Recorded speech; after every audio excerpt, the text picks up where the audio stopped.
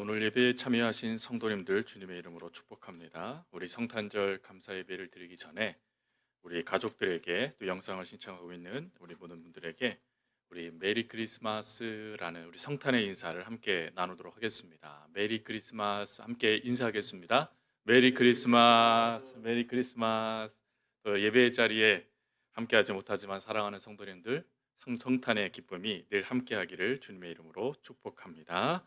우리 묵도함으로 성탄절 감사 예배를 하나님께 드리겠습니다.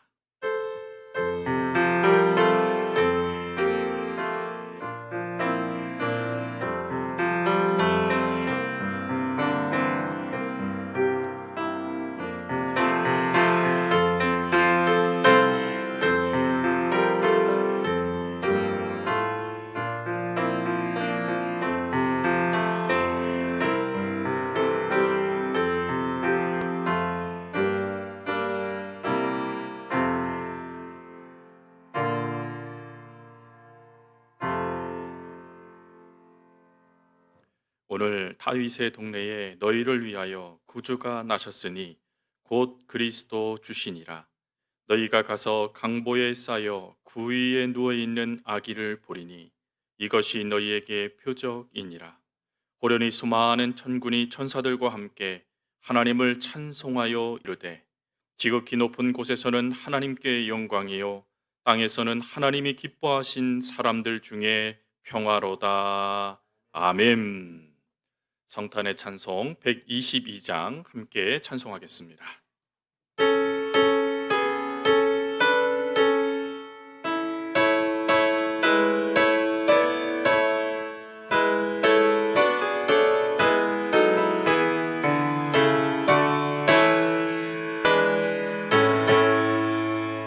천반 가운 성도여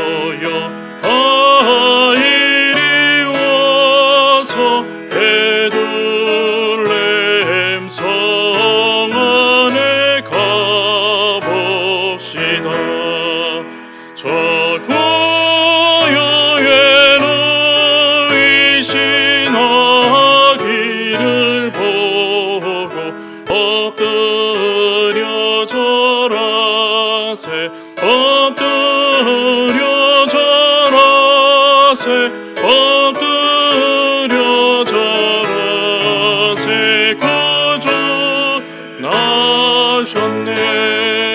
저 천사여 찬송을 높이 불러서 이 광활한 잔지에 흘리어라. 주 하나님 앞에는 영광을 돌려 엎드려 절하세 엎드려 절하세 엎드려 절하세 구주 나셨네. 이 세상에 주께서 탄생할 때에 참신과 참사람이 되시려고 저 공정의 몸에서 나시었으니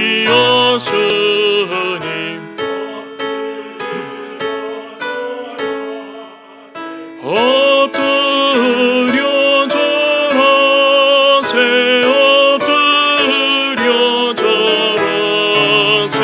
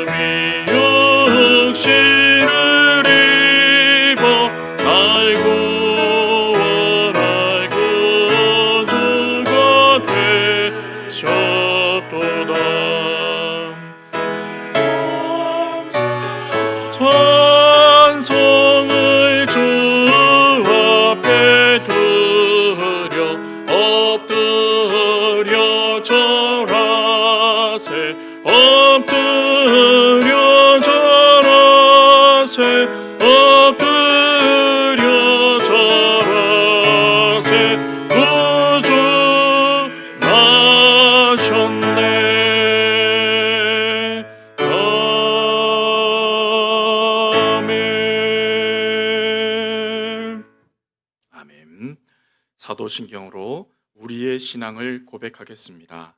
나는 전능하신 아버지 하나님 천지의 창조주를 믿습니다. 나는 교회 유일하신 아들 우리 주 예수 그리스도를 믿습니다. 그는 성령으로 잉태되어 동정녀 마리아에게서 나시고 본디오 빌라도에게 고난을 받아 십자가에 못 박혀 죽으시고 장사된 지 사흘 만에 죽은 자 가운데서 다시 살아나셨으며 하늘에 오르시어 전능하신 아버지 하나님 우편에 앉아 계시다가 거기로부터 살아있는 자와 죽은 자를 심판하러 오십니다. 나는 성령을 믿으며 거룩한 공교회와 성도의 교제와 죄를 용서받는 것과 몸의 부활과 영생을 믿습니다. 아멘. 교동문 120번 우리 함께 화면을 보면서 저와 여러분이 함께 교독하도록 하겠습니다. 교동문 120번입니다. 제가 먼저 읽도록 하겠습니다. 찬송하리로다 주 이스라엘의 하나님이여 그 백성을 돌보사 속량하시며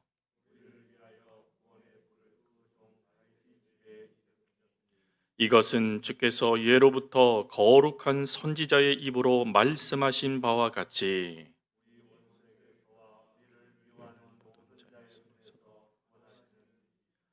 우리 조상을 긍휼히 여기시며 그 거룩한 언약을 기억하셨으니 우리가 원수의 손에서 건지심을 받고 종신토록 주의 앞에서 이는 우리 하나님의 긍휼로 인함이라. 이로써 돋는 해가 위로부터 우리에게 임하여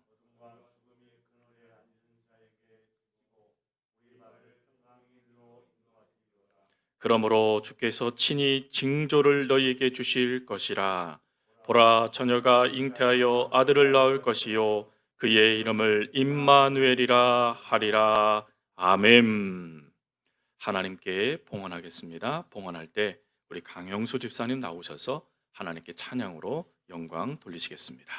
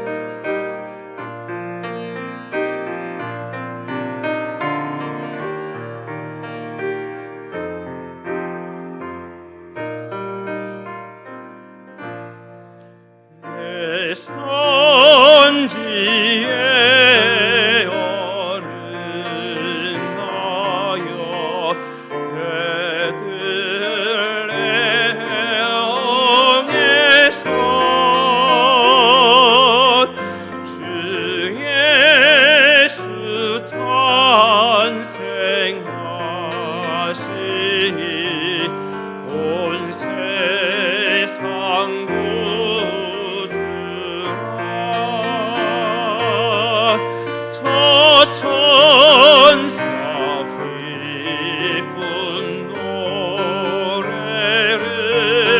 또다시 부르리.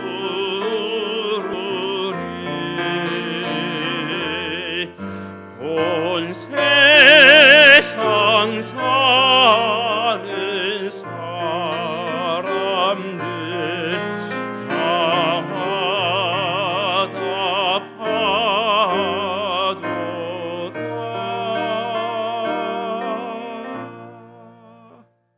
아멘. 귀한 찬송 감사합니다. 오늘 드려지는 예배와 또 저희들이 드린 예물을 위하여서 윤세찬 장로님 나오셔서 기도 인도하시겠습니다.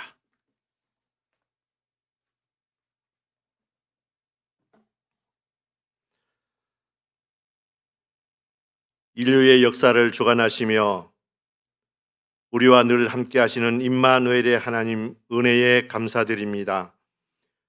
이새의 줄기에서 한 싹이 나며 그 뿌리에서 한 가지가 나서 결실한다는 이사야의 말씀대로 2000년 전 우리를 죄에서 구원하시기 위해 사람의 몸을 입으시고 유대 땅 작은 고을 베들레헴에 낮고 낮은 마곡간 말구유의 아기 예수가 탄생한 성탄절을 맞이하여 하나님께 감사 예배를 드리게 하심을 감사드립니다. 금년 성탄절은 어느 해보다도 조용하고 어려운 코로나 시대를 겪으면서 성도 간의 비대면 예배로 하나님께 드림이 부자연스럽고 안타깝지만 영상 예배 드리는 성도들 가운데 함께 하셔서 우리의 예배를 하나님 기뻐 받아 주시옵소서. 금년 한 해 지내면서 하나님 말씀 가운데 온전히 서지 못하고 주의 뜻을 분별하여 성령을 근심하게 했던 저희들의 죄를 고백하오니 용서하여 주시옵소서. 2020년 한 해는 꿈과 희망을 안고 힘차게 출발하였지만 연초에 중국 우한에서 폐렴이 돈다는 뉴스가 접할 때만 해도 우리나라와는 아무런 상관없는 먼 나라 이야기로 시작한 코로나 확산세가 이 시간까지도 멈추지 않고 우리가 사는 주변에 확진자가 많이 발생하고 있습니다. 하나님, 코로나 시대를 지쳐있는 성도들의 마음을 위로하여 주시고 방역에 힘쓰는 행정과 의료진들을 위해 성탄의 기쁨이 충만하게 하여 주시옵소서. 많은 사람이 힘들게 보내는 시간들이 길어지지 않게 하여 주시고 성탄의 기쁨을 함께 나눔을 통해 소망 가운데 힘을 얻게 하여 주시옵소서. 어렵고 힘들지만 말씀과 기도하면서 하나님 은혜를 사모하는 시간들이 저희들 가운데 있게 하여 주시옵소서. 주님이 이 땅에 오신 성탄절에 가난하고 병들고 소외된 이웃, 약한 자리에서 신음하는 자에게 위로하여 주시고 빛으로 오신 성탄의 기쁜 소식이 전하여져 그 아픔의 자리에서 일어설 수 있는 용기를 주시옵소서.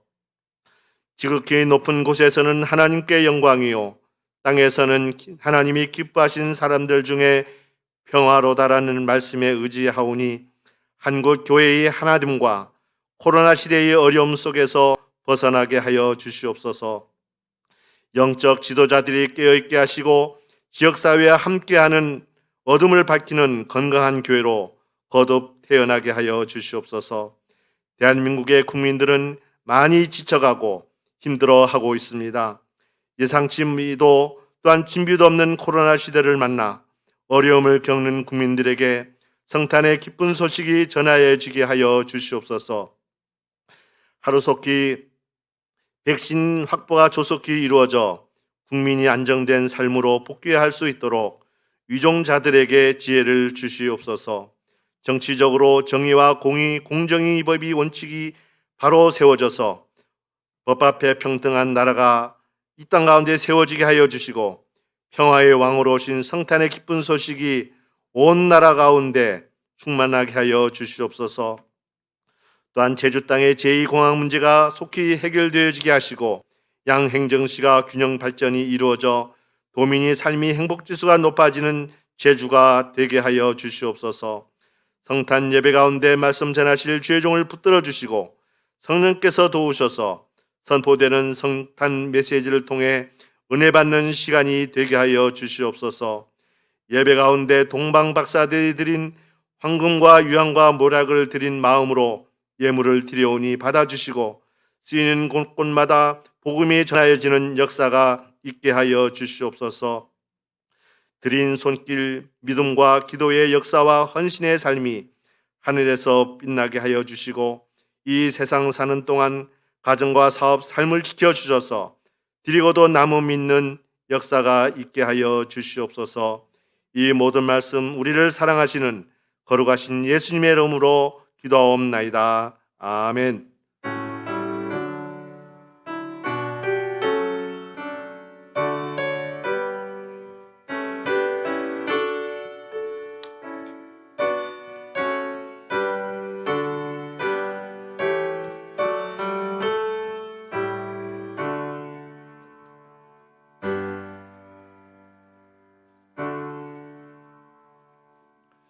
인사하는 시간입니다. 우리 좌우 앞에 있는 분들과 인사할 텐데 특별히 영상으로 예배드리고 있는 우리 성도님들, 가정의 식구들을 향하여서 사랑합니다, 사랑합니다, 사랑합니다 인사할 텐데 제가 또 안 본다고 안 하지 마시고 옆에 분 가족들에게 더 큰 사랑으로 사랑합니다 하트를 만들면서 우리 인사하도록 하겠습니다. 주님 안에서 사랑합니다, 사랑합니다, 사랑합니다.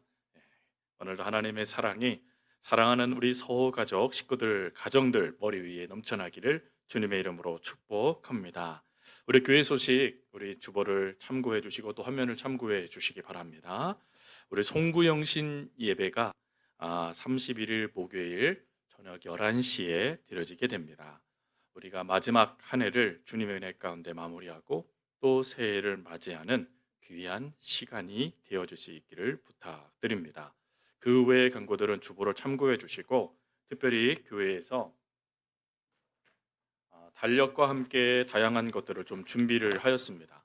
교회에 오실 수 있는 분들은 오시면 구역별로 저희가 분류되어져 있고 또 구역에 또 구역별로 이름표도 붙여져 있어서 가정별로 받아가 주시면 되는데 저희 교회 달력과 벽걸이와 탁상 그리고 또 기도에 대한 것, 또 교회 행사에 대한 것, 그리고 인사에 대한 것 이런 부분들을 저희가 한 박스에 담아서 준비해 놓았습니다. 우리 성도님들 오셔서 받아가 주시고 또 어려우신 분들은 교회로 연락을 주시면 저희가 집 앞에 문거리에 꼭 걸어드리겠습니다. 그래서 우리 성도님들 이 준비된 것들을 꼭 받아가 주시면 감사하겠습니다. 혹시 못 받아가시는 분들 꼭 연락 주시면 감사하겠습니다. 그 외의 광고들은 주보를 참고해 주시고 저희가 비대면 예배를 돌아오는 주일에도 송구영신 예배 때도 드려지게 됩니다. 코로나19가 빠르게 종식될 수 있도록 성도님들 기도 부탁드립니다.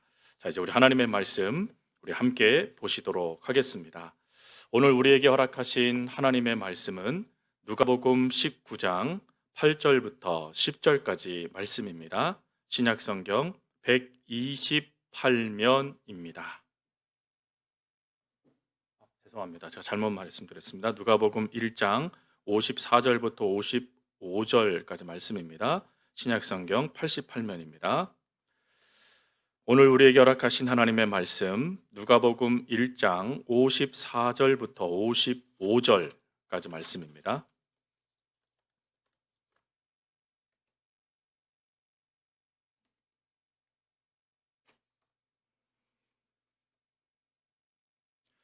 누가복음 1장 54절부터 우리 55절 우리 두 절 말씀을 함께 봉독하겠습니다.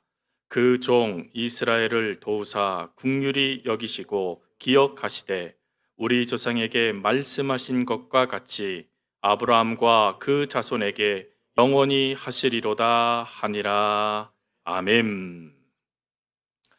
어느 부대에 이등병이 추운 겨울을 보내게 됐습니다. 지금은 이러지 않지만 예전의 이야기인 것 같습니다. 마침 지나가던 소대장님이 빨래를 빨고 있는 이등병에게 왜 그렇게 손시럽게 차가운 물로 빨래를 빨고 있느냐, 치사장에게 가서 뜨거운 물을 달라 해서 그 빨래를 다 해라 라고 명령을 합니다. 그래서 소대장님의 말씀을 듣고 이등병이 취사장에게 달려가서 따뜻한 물을 좀 주세요. 소대장님께서 이렇게 말씀하셨습니다. 라고 말을 했는데 오히려 너 군기가 빠졌구나 라고 하며 질타만 받았다라고 합니다. 그래서 낙심해서 또 차가운 물에 손을 담그며 빨래를 빨고 있는데 이제는 중대장님이 옆을 지나가시면서 또 이렇게 말씀하셨답니다. 취사장에게 가서 뜨거운 물 받아다가 빨래를 빨아라. 그 손실없게 그렇게 하지 말아라 라고 명령을 내렸대요. 근데 이 명령에 이등병이 움직이지 않고 가만히 네 알겠습니다 라고 대답하고는 여전히 찬물로 빨래를 빨았다라는 겁니다.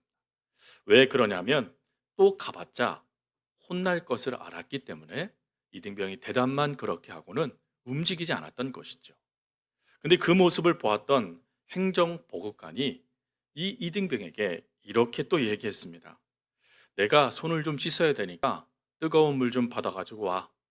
그리고 뜨거운 물을 받아가지고 오니까 이제 행정보급관이 이렇게 말했답니다. 그 물로 빨래 빨기에는 부족하겠지만 손을 녹여가며 빨래를 빨고 마무리해라 라고 말이죠. 여러분 여기 세 명의 장교들이 나옵니다. 소대장님도 나오고 중대장님도 나오고 행정보급관님도 나오죠. 근데 이 세 분은 다 이등병을 배려하는 마음을 가지고 그를 도와주고자 말을 했습니다. 근데 실제적으로 도움을 준 이는 행정보급관이었죠. 행정보급관은 그 말을 받게 되어질 이등병의 처지를 보았고 또 그 상황을 봅니다. 그리고 어떻게 하면 도와줄 수 있을지 그 구체적인 방법까지도 이야기해 주었지요. 그래서 이 행정보급관의 모습을 통하여서 우리들이 무엇을 깨닫게 되냐면 국률, 도대체 배려라는 것이 무엇일까 하는 것에 대한 답을 얻게 되어집니다. 이런 국률, 배려, 사랑의 역사들을 야고보 사도는 이렇게 얘기를 합니다. 야고보서 2장 16절 말씀에 너희 중에 누구든지 그에게 이르되 평안히 가라, 덥게 하라, 배부르게 하라 하며 그 몸에 쓸 것을 주지 아니하면 무슨 유익이 있으리요. 즉 배려한다고 말을 했지만 실제적으로 그를 도와주지 아니하면 어떠한 유익도 되지 않는다라는 것입니다. 여러분 이런 유익, 그 은혜를 허락해 주시며 실제적으로 저희들의 삶에 하나님의 사랑을 부어주신 사건이 바로 성탄절의 은혜이죠.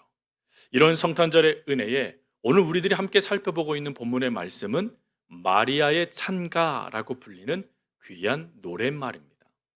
마리아의 찬가는 그가 사촌 엘리사벳을 만나게 되어졌을 때 서로 주거니 받거니 하며 불렀던 노래 중에 하나이죠. 근데 이 마리아의 찬가에는 우리가 쓰고 있는 하나님은 긍휼하신 하나님입니다 라고 이야기할 때 그 긍휼하심이 도대체 무엇이냐 하는 것에 대한 중요한 답을 주고 있는 것이 마리아의 찬가입니다. 마리아의 찬가에는 두 가지의 핵심적인 내용이 담겨져 있는데 그 첫 번째가 하나님은 누구시냐 하는 것이죠. 그리고 두 번째가 하나님이 우리에게 베풀어 주신 그 긍휼하심이 무엇인가 하는 것이 담겨져 있는 것이 바로 마리아의 찬가입니다. 이 긍휼이라는 단어를 사전적인 의미로 찾아보면 이렇게 되어져 있습니다. 가엾게 여겨 구제해 주는 것. 그리고 가로로 뭐라고 되어 있냐면 연민을 품는 것이라고 되어져 있어요. 즉 연민의식, 그 사람을 불쌍히 여기면서 그를 구제해 주고자 하는 그 마음을 품는 것을 긍휼이라고 이야기합니다. 근데 이런 긍휼의 모습이 성경적인 의미와는 조금 다릅니다. 성경은 단지 연민을 품는 것으로 끝나지 않고 연민보다 더 고귀한 사랑이라는 것에서부터 이 긍휼의 역사가 시작됩니다. 이 긍휼이라는 단어가 히브리어로 엘라훔이라는 단어입니다. 엘이라는 단어는 하나님이라는 단어입니다. 그리고 라훔이라는 이 단어는 레켐이라는 단어에서 파생된 파생어입니다. 레켐이라는 단어는 어떤 뜻을 갖고 있냐면 어머니의 자궁, 어머니의 가슴을 의미하는 단어입니다. 그러니까 이 엘라훔, 하나님의 긍휼이라는 이 단어는 생명을 품고 생명을 낳는 어머니의 깊은 사랑을 말하는 거예요. 즉 자신의 모든 것을 쏟아서 자녀의 생명을 이 땅에 태어나게 하고 자신의 모든 것을 다하여서 이 땅에 태어난 자녀들을 돌보아 주시는 헌신의 사랑을 성경은 궁휼이라고 이야기한다는 것입니다. 그래서 이러한 궁휼이 온전하게 우리들에게 선포되어져서 우리들이 경험할 수 있도록 도와주신 그 은혜의 날이 바로 성탄절입니다. 그리고 우리는 성탄절을 맞이할 때마다 하나님이 우리들에게 허락하신 그 가슴으로 품어주시는 하나님의 사랑, 가슴으로 낳아주신 하나님의 그 사랑, 성경에도 분명히 나왔잖아요. 내가 너를 낳았다라고 하나님 말씀하시는 것처럼 우리를 그렇게 낳아주시고 품어주시고 사랑해주시고 헌신해주시며 단 한 번도 우리를 잊지 아니하시며 끝까지 우리를 사랑해주시는 그 궁휼의 은혜가 경험되어지고 그리고 다시금 깨달아지는 시간이 바로 성탄절이라는 것입니다. 여러분, 이런 귀한 성탄절에 우리는 기억해야 돼요. 무엇을요? 하나님이 우리를 사랑하신다는 걸 기억하셔야 돼요. 요한복음 3장 16절 말씀을 외우는 것으로 끝나시면 안 돼요. 그것을 경험해야 되죠. 여러분, 우리가 하나님의 사랑을 제대로 경험하지 못할까 봐 하나님은 누구를 두셨다고 말합니까? 어머니를 두셨다라고 말합니다. 우리가 어머니의 사랑을 생각하면 정말 그 어머니의 사랑이 너무 크고 귀하다라는 것을 깨닫고 감사하게 되지 않습니까? 바로 그 사랑, 그보다 더 큰 사랑으로 우리를 사랑해 주시는 분이 우리 하나님이시래요. 더군다나 우리 하나님은요, 궁휼이라는 이 단어가요, 두루두루 살피어서 그 사람의 모든 것들을 채워주는 것 아니겠습니까? 근데 우리 하나님은 히브리서 4장 15절 말씀에 가보면 뭐라고 말씀하시냐면 우리를 동정하지 못하실 리가 아니래요. 무슨 말입니까? 우리를 모든 것을 살피시고 우리들의 마음조차도 헤아려 주실 수 있는 분, 그분이 바로 우리의 하나님이시라는 거예요. 그 하나님께서, 임마누엘 되신 하나님께서요, 또 마태복음 11장 말씀에 가보면 어떤 은혜를 더하십니까? 이렇게 말씀하세요. 수고하고 무거운 짐진 자들아 다 내게로 오너라. 하나님께서 우리들에게 주시는 말씀은 내게로 와서 쉬게 만들어 주시고 내게로 와서 온전한 쉼의 역사를 경험할 수 있도록 도와주시는 그 한량없는 사랑, 그 사랑으로 다시금 하나님의 역사의 삶을 살아갈 수 있는 것, 그것이 바로 오늘 하나님께서 우리들에게 허락하시는 긍휼의 은혜다라는 것입니다. 그럼 이런 긍휼의 은혜, 구체적으로 오늘 마리아는 마리아의 찬가라고 불리는 이 귀한 노랫말을 통하여서 하나님의 긍휼하심, 그 생명을 불어넣으시고 끝까지 우리를 사랑해 주시는 하나님의 사랑이 무엇이라고 고백하고 있습니까? 오늘 그것을 마리아는 두 가지로 그 하나님의 긍휼하심, 사랑을 이야기해 줍니다. 첫 번째, 다가와 주심의 사랑입니다. 마리아는 자신의 모습을 우리가 다 읽지 않았지만 누가복음 1장 46절부터 56절까지가 오늘 본문의 말씀인데, 오늘 이 본문의 말씀에서 마리아는 자신을 두 부류의 모습으로 이야기를 해요. 첫 번째 모습은 뭐냐? 48절 보니까 그 계집종의 비천함을 돌아보셨다라고 이야기를 해요. 즉 자신이 비천한 존재다라고 이야기를 합니다. 그리고 50절에 가보면 긍휼하심이 두려워하는 자에게 임한다는 말씀이 나오는데 자신이 지금 두려워하고 있다라고 이야기를 합니다. 먼저 이 비천하다라는 이 단어가 원어로 보니까 뭐라고 되어져 있냐면 신분이 아주 낮은 상태라고 되어져 있습니다.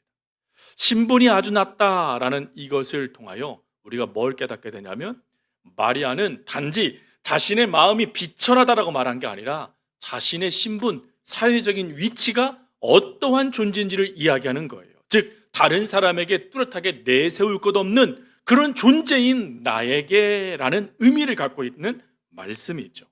그 당시에 많은 사람, 화려하게 모든 것을 취장하고 그 이스라엘을 이끌어가는 리더들은 모두가 다 예루살렘에 살고 있었습니다. 그래서 예루살렘에서 큰 소동이 일어날 정도로 예수님의 탄생이라는 그 역사는 많은 사람을 두렵게 만들기도 하고, 당연히 예수님 구세주라고 하면 그 예루살렘에 태어나셔야 된다라고 생각을 하고 있었습니다.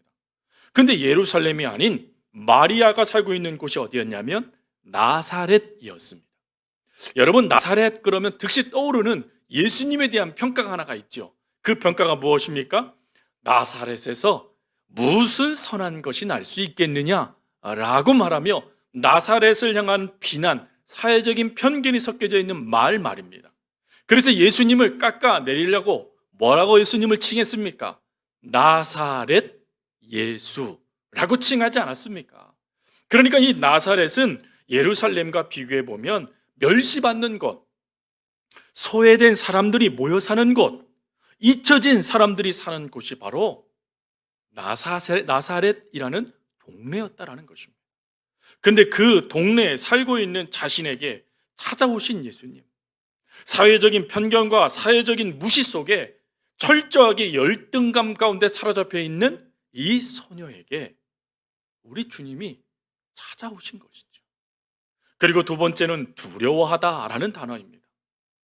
여러분, 사실 마리아가 성령님의 역사를 통하여 예수님을 임신하게 되는 이 놀라운 사건이 얼마나 복된 사건입니까?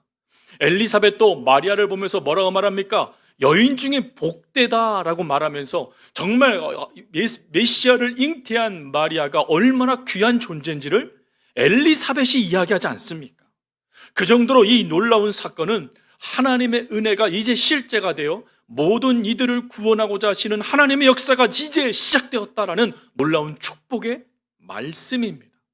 근데 그 말씀을 듣는 당사자인 소녀였던 마리아도 복된 사건으로 인식했을까 하는 것입니다. 즉, 그 말씀을 듣자마자 아멘, 주여, 그렇습니다, 하나님 나를 통해서 이것이 이루어질 줄 믿습니다 라고 말하며 그가 기쁜 마음으로 아멘 할 수 있었을까? 아니요, 성경은 분명히 두려워했다라고 말합니다.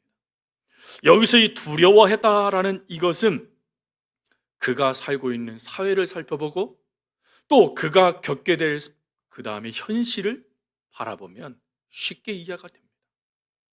여러분, 이때 봉건주의 사회 가운데 마리아가요, 내가 성령님을 통해서 예수님을 임신했습니다, 내가 구세주를 임신했습니다 라고 그가 이야기했을 때 사람들이 그것을 받아들일 수 있었을까요? 그들이 그것을 받아들이며 야, 드디어 하나님의 역사가 이루어지기 시작했구나 라고 말했을까요? 아니요, 오히려 거짓말쟁이라고 또 뒤에서 수근수근거리면서 수모와 비난의 손가락질을 하지 않았을까요? 더군다나 유대 사회에서는 엄격한 율법의 잣대가 있었습니다. 즉, 모든 것의 판단은 율법을 가지고 모든 것을 판단했어요. 그래서 그 율법에 위축되게 되면 성경은 그 율법을 범하는 그 역사에 반드시 합당한 대우를 해야 되는 그 법이 있었습니다. 그 당시의 법 중에 하나가 이 정원 기간에 그 모든 것을 거룩하게 지키지 못하게 됐을 때 그것은 하나의 스캔들이 되고 그 되어진 그 일로 인하여서 돌로 쳐 죽여야 되는 그 법이 엄밀히 살아있는 시대입니다. 그러니 그때에 자신의 상황을 바라보지 않았을까요?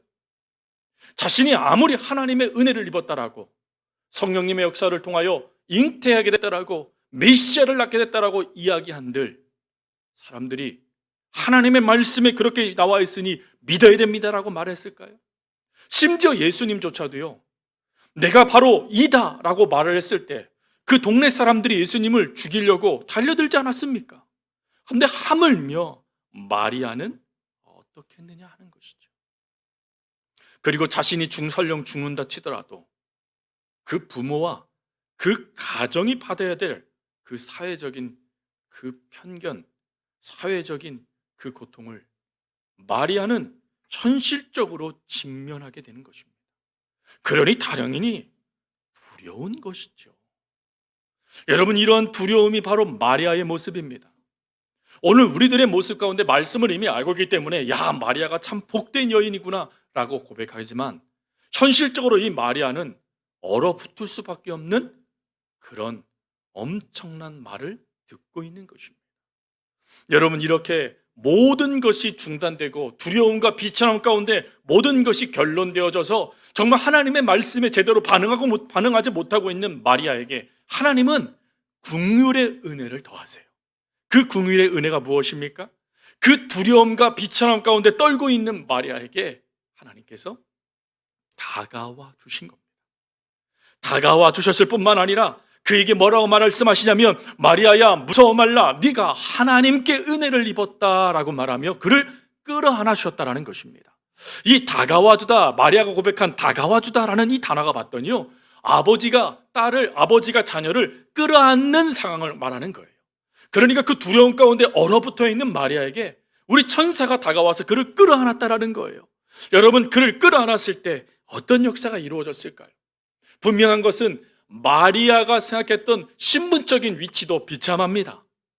세상적인 편견이 여전할 겁니다. 두려움도 여전합니다. 그런데 하나님께서 마리아를 끌어안아 주시고 그를 품어주시기 시작하니까 마치 봄 햇볕의 따스함이 눈을 녹여버리듯이 마리아 속에 있는 비천함, 마리아 속에 있는 두려움, 마리아 속에 있는 자신을 뚜렷하게 나타낼 수 없는 그 모든 것들이 다 사라져버리고 그것을 그대로 받아들일 수 있는 믿음의 역사가 이루어지기 시작했다라는 것입니다. 저는 이것이 은혜라고 생각합니다. 사실 하나님을 믿지 못하는 이들 말씀을 보면 그들이 그 모습이 이해가 되기도 해요. 그들의 생각으로는 도무지 받아들일 수 없는 거예요. 그런데 그때 하나님이요 다가와 주시는 거예요. 도저히 하나님의 살아계심을 인정할 수 없다라고 말하는 이들에게 하나님이 찾아와 주셔서 그를 끌어안아 주시는 거예요. 그리고 속삭여 주는 것입니다. 너는 하나님께 은혜를 받은 자이다 라고 말이죠. 여러분, 그 말씀, 하나님의 그 은혜가 마리아에게 덧입혀지기 시작하자 마리아가 뭐라고 고백하죠? 주의 계집종이오니 주의 뜻대로 되기를 원합니다. 삶을 내어놔요. 여러분, 은혜라는 것을 우리가 새벽 예배 때 잠깐 살펴보았습니다. 새벽 예배 때 우리가 은혜가 무엇입니까? 라는 거에 대하여 뭐라고 얘기했습니까? 은혜는 우리가 하나님께 받은 것이 아니라 하나님으로부터 내가 달라지는 것이 은혜라고 말씀을 드렸어요. 즉 상황이, 환경이, 내 삶의 여건이 또 주변의 모든 것들이 달라지지 않았는데 내가 하나님을 통해 달라지며 하나님의 말씀에 반응하는 것이 은혜다라고 말씀을 드렸어요. 바로 그 은혜를 하나님께서 지금 마리아에게 부어주셨고 마리아에게 부어진 그 은혜를 하나님은 오늘 우리들에게도 허락해 주기를 원하신다라는 것입니다. 오늘 이 땅을 살아가는 저와 여러분들에게 이 하나님의 생명, 이 하나님의 한량없는 품어주시는 그 헌신적인 사랑의 역사가 너무나 필요할 때이지 않습니까? 코로나19로 너무나 힘들고 어려워요. 코로나19로요, 이 성탄의 기쁨 날 성도들과 함께요 예배드리지 못합니다. 저희 교회는 성탄절 날 떡국을 항상 먹었는데 떡국도 못 먹어요. 이제 성도들과 함께 기쁘게 잔치도 벌이고 함께 은혜를 나누는 그 사랑을 나누는 그 모든 것들이 코로나19로 다 중단됐습니다. 그것도 힘들고 어려워요. 그런데 더 힘들고 어려운 건 뭡니까? 바로 편견이지 않습니까? 세상에서 우리 그리스도인들을 바라보는 그 편견, 물론 제가 가끔 봐도 너무했다 하는 부분들도 있어요. 그러나 그냥 무턱대고 기독교인들을 공격하는 그 수많은 편견들과 그 잘못된 모습들을 볼 때 너무나 힘들고 어려운 것이 현재의 모습인 것 같아요. 그런데 이러한 현실 가운데 우리를 무너뜨리고 있는 것도 참 힘들고 어려운데 여러분, 우리 주변에요 우리를 열등감 가운데 몰아넣고 있는 것들이 너무나 많지 않습니까? 그 열등감의 대상이 남편일 수도 있고 아내일 수도 있고 부모일 수도 있고 자녀일 수도 있습니다. 그 열등감이요 나도 모르게 내 안에 찾아와서 나를 지금 무너뜨리고 있는 그 수많은 것들일 수도 있습니다. 또 그것뿐일까요? 우리를 두렵게 만드는 거예요. 여러분, 두려움이라는 게 참 무섭지요. 주일에도 말씀드렸지만 코로나19의 확진자들의 그 두려움이 뭡니까? 노출되는 거예요. 자신이 노출되는 거예요. 노출됨으로 감싸 안아주는 이웃이 있으면 좋지만 이젠 경계해요. 나무래요. 그러니요 동선 공개를 하지 못하는 것이죠. 예전에는 이웃사회라는 말을 통하여 그래도 함께 가는 앞 역사들이 있었어요. 그리스도인들에게 하나님께서 주시는 말씀 속에도 뭐라고 말합니까? 우는 자들과 함께 울고 기뻐하는 자들과 함께 기뻐하래요. 그게 하나님의 뜻이에요. 근데 우리들도 모르는 사이에 안타깝게도요, 편견을 받고 있는 우리도 누군가를 편견하며 무너뜨릴 수 있다는 것입니다. 근데 이러한 때에 하나님께서 우리들에게 주시는 은혜가 뭐라고요? 이러한 모든 것을 뛰어넘으셔서 하나님께서 찾아와 주시는 은혜, 그리고 우리 귓전에 말씀해 주시는 은혜, 너는 은혜 받은 자이다 라고 하며 그 한량없는 하나님의 은혜를 지금 이 순간에도 우리들에게 부어주기를 원하신다라는 것입니다. 그래서 이 성탄의 아침, 우리 가족과 함께 예배드리고 있는 사랑하는 성도님들, 우리 옆에 분에게 이렇게, 가족들에게 이렇게 얘기해 주셨으면 좋겠어요. 너는 하나님의 은혜 받은 자이다. 함께 고백하겠습니다. 시작. 너는 하나님의 은혜 받은 자이다. 여러분 믿으시죠? 하나님이 오늘 여러분들에게 찾아오셨어요. 그리고 그런 수많은 두려움, 열등감, 여러분들을 무너뜨리고 있는 수많은 것들이 여러분 속에 다가온다 한다 할지라도 끌어안아 주시면서 너는 은혜 받은 자야. 내가 너와 함께 할 거야. 내가 너를 포기하지 않을 거야. 내가 너와 언제나 이 모든 역사를 이루어 줄 거란다고 말씀해 주고 계십니다. 그러니 오늘 이 다가와 주시는 이 하나님의 은혜를 다시금 경험할 수 있는 복된 시간 될 수 있길 바랍니다. 그리고 두 번째, 하나님이 우리들에게 베풀어 주신 궁일의 은혜는 뭐냐? 그 사랑은 하나님을 바로 알게 해주시는 사랑이다라는 것입니다. 요즘에 말씀을 보다 보면 하나님이 끊임없이 주시는 질문이 하나가 있어요. 그게 뭐냐면 너는 나를 누구라 생각하느냐 하는 질문이에요. 여러분, 이 질문은 예수님께서요 가이사랴 빌립보에서 제자들과 함께요 발을 담그시며 이야기를 나누실 때 하셨던 질문이었죠. 너희들은 나를 누구라 하느냐? 그 질문을 하기 전에 먼저 이렇게 말씀합니다. 세상 사람들은 나를 누구라 하느냐? 여러 가지 이야기들을 하죠. 그러자 그 다음에 또 뭐라고 말합니까? 그러면 너희들은 나를 누구라 하느냐? 그때 베드로가 뭐라고 대답했죠? 주는 그리스도시요 살아계신 하나님의 아들이십니다 라는 고백을 했습니다. 바로 그 하나님이 누구신지를 알게 해주시는 그 역사가요 예수님의 공생의 역사입니다.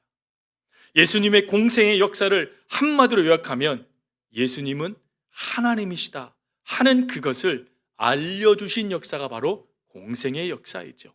바로 이런 공생에 통하여 주어진 그 은혜의 역사를 이미 마리아는 예수님을 만남을 통하여 깨닫게 됐다라는 것입니다. 우리를 읽지 않았지만 46절부터 56절 말씀에 보면 5 부류의 사람들이 나와요.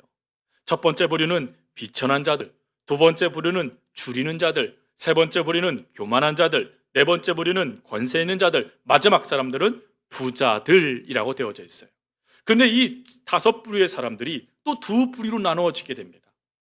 첫 번째 부류의 사람들은 하나님의 긍휼을 받은 사람들이고 두 번째 부류의 사람들은 하나님의 심판을 받는 사람들의 모습이 나타나게 돼요. 즉 마리아의 노래를 통하여 어떤 이가 하나님의 긍휼을 받게 되고 어떤 이는 하나님의 심판을 받느냐가 나타나게 됩니다. 그 심판의 대상이 바로 교만한 자, 권세 있는 자, 부자들이라고 이야기를 해요. 그럼 여기서 질문을 하게 되죠. 아니 그러면 권력을 갖고, 아니 그러면 부자가 되어지면 다 하나님께 심판을 받는 거고, 비천한 상태가 되고 또 줄인 상태가 되면 그 사람들만 긍휼을 얻는 그런 하나님의 불공평하심이 어디 있습니까? 라고 질문하실 거예요. 그런데 이 말씀을 오해하시면 안 돼요. 여러분, 이 말씀의 핵심은 그 사람이 얼마만큼 교만했느냐, 그 사람이 얼마만큼 권력을 갖고 있느냐, 그 사람이 얼마만큼 돈을 갖고 있느냐, 낮아졌느냐, 또 줄였느냐, 배고팠느냐 하는 그것이 아니라 마리아는 한 가지의 중요한 말을 합니다. 그 말이 바로 50절 말씀이에요. 50절 말씀을 제가 읽어드리겠습니다.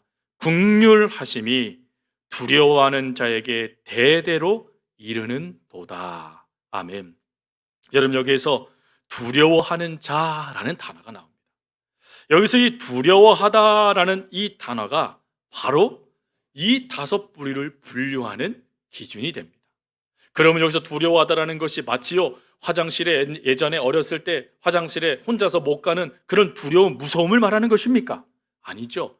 여기서의 두렵다라는 이 단어와 동일어가 하나님을 경외하다라는 단어와 동일어입니다. 즉 두렵다라는 단어가 하나님을 경외하다는 단어와 같은 단어라는 거예요. 경외하다라는 단어의 뜻이 뭡니까? 하나님을 사랑하고 삶 속에 인정하는 것을 말하는 것입니다.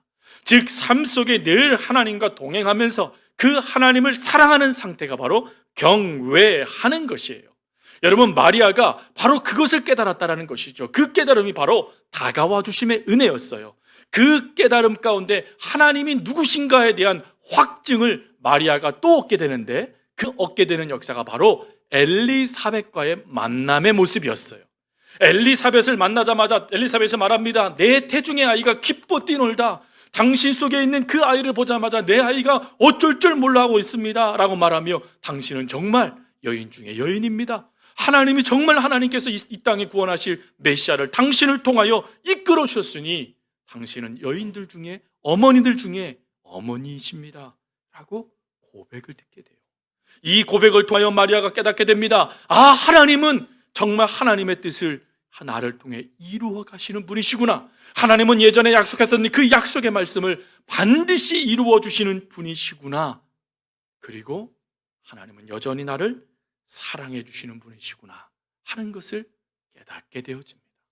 그 깨달음이 되어지니 흔들리지 않아요.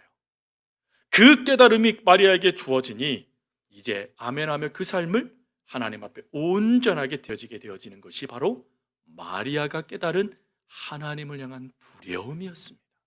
여러분, 이런 하나님에 대한 두려움을 온전하게 고백한 이가 바로 호세아 선지자이죠. 여러분, 호세아 선지자에게 하나님께서 고멜이라는 음녀를 데려다가 아내를 삼으라고 말합니다. 그런데 아내를 삼는 것도 이 선지자에게는요 있을 수 없는 일이에요. 왜요? 거룩한 하나님의 백성으로 서는 그 일을 감당하는 자가 어찌 죄인이라고 말하는 이와 함께 가정을 이룰 수 있겠습니까? 하지만 하나님의 명령이기에 아멘하며 그 명령을 순종해요. 그러면 가정이 잘 돼야 되잖아요. 그러면 하나님께서 그 가정 책임져 주셔야 되잖아요. 근데 오히려 세월이 지나서 자녀를 셋이나 낳았음에도 불구하고 이 고멜이요 세상을 향해 또 나아가 버려요. 호세아는 하늘이 무너집니다. 근데 무너지는 그 상황에 하나님이 뭐라고 말씀하시냐면 그를 데려다가 다시 아내를 삼으래요. 여러분, 이런 모습에 호세아가요 하나님은 이런 분이십니다 라고 대답할 수 있었을까요? 내가 믿는 하나님은 이런 분이십니다 라고 당당하게 그가 이야기할 수 있었을까요? 아니요, 그럴 수 없었던 것 같습니다. 그래서 하나님에 대한 오해가 호세아의 삶 속에요 그 고멜이라는 자신의 부인을 모습을 통하여 하나님을 이해할 수 없는 모습들이 나타나기 시작해요. 근데 그때 하나님이요 마리아와 동일하게 역사하시는데 호세아에게 찾아가셔서 무엇을 깨닫게 하시냐면 하나님이 누구신지를 깨닫게 해주세요. 그 하나님은 조건 없이 사랑을 베풀어 주시는 분이라는 것을 말씀해 줍니다. 그리고 그 하나님이 누군지가 깨닫게 되어지니까 이때서야 호세아가 그 유명한 말씀을 해요. 호세아 6장 3절 말씀 뭡니까? 이런 말씀이죠. 그러므로 여호와를 알자. 힘써 여호와를 알자라고 말이죠. 즉 하나님을 알면 하나님의 모든 것들이 아멘이 될 수 있다는 것을 호세아가 경험하고 있는 것이에요.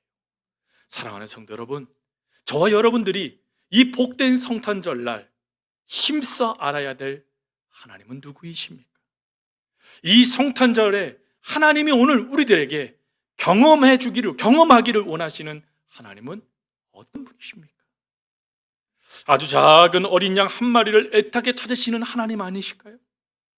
보잘것없는 과부의 헌금을 넉넉히 받아주시는 그 하나님, 강물을 따라 버려진 한 아이를 지도자로 세워주시는 그 하나님, 일꾼들이 쓰다 버린 돌로 머릿돌을 세워주시는 그 하나님, 가장 낮은 이들을 향하여 하나님은 높여주시는 그 하나님, 하늘 아래 모든 권세를 부끄럽게 하시는 하나님, 지금도 변함없이 저와 여러분들을 사랑해 주시는 그 하나님, 그 하나님을 우리 하나님은 알기를 원하신다라는 것입니다. 사랑하는 성도 여러분, 이 성탄절에 이 놀라우신 하나님을 경험하는 저와 여러분이 될 수 있기를 주님의 이름으로 부탁드립니다. 말씀을 마무리합니다. 여러분, 이 성탄의 역사에 하나님은 오늘 우리들에게 긍휼의 은혜를 더하십니다. 긍휼은 사랑이라고 말씀드렸어요. 그 어머니의 헌신적이며 모든 것을 다하여 우리를 위해서 아낌없이 내어주는 나무와 같은 그 사랑 말이죠. 여러분, 그 사랑이신 하나님이 오늘도 우리에게 다가와 주세요. 그리고요, 어깨를 토닥여 주시기도 하시고 끌어안아 주시기도 하시며, 그리고 귓전에 말씀하세요. 너는 은혜를 받은 자이다. 그리고 또 말씀하세요. 너는 이제 내가 누군지를 힘써 알아라. 내가 누군지를 힘써 알면 알수록 너가 살아갈 힘과 은혜를 얻게 될 것이다 라고 말했죠. 오늘 이 놀라우신 하나님의 말씀을 힘입어서 사랑하는 성도 여러분, 성탄절이 하나님의 긍휼하심의 은혜를 경험하는 성탄절이 될 수 있도록 찾아와 주신 하나님을 기쁜 마음으로 받아들일 수 있는 저희들, 그리고 오늘도 하나님께서 사랑해 주시는 그 놀라운 역사를 바라보며 하나님은 이런 분이십니다 라고 당당히 가족들에게 이야기할 수 있는 그 은혜들이 사랑하는 성도님들의 삶 가운데 가득하기를 간절히 주님의 이름으로 부탁드립니다. 함께 기도하겠습니다. 참 좋으신 하나님, 성탄의 아침, 오늘 저희들에게 하나님이 얼마나 우리들을 사랑하시는지, 그리고 그 사랑 안에서 또 우리에게 다가와 주시는 그 은혜가 무엇인지, 그리고 또한 그 사랑 안에서 하나님 우리에게 베풀어 주신 그 사랑의 역사가 얼마나 크고 놀라운지를 오늘 말씀을 통하여 깨달았습니다.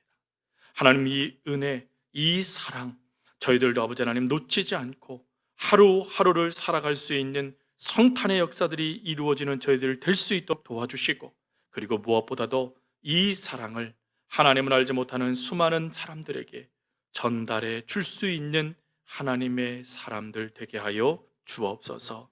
감사합니다. 참으로 아버지 하나님께서 그리해 주실 것을 믿고 감사드리오며 언제나 저희들을 사랑하여 주시는 예수님의 이름으로 기도합니다. 아멘.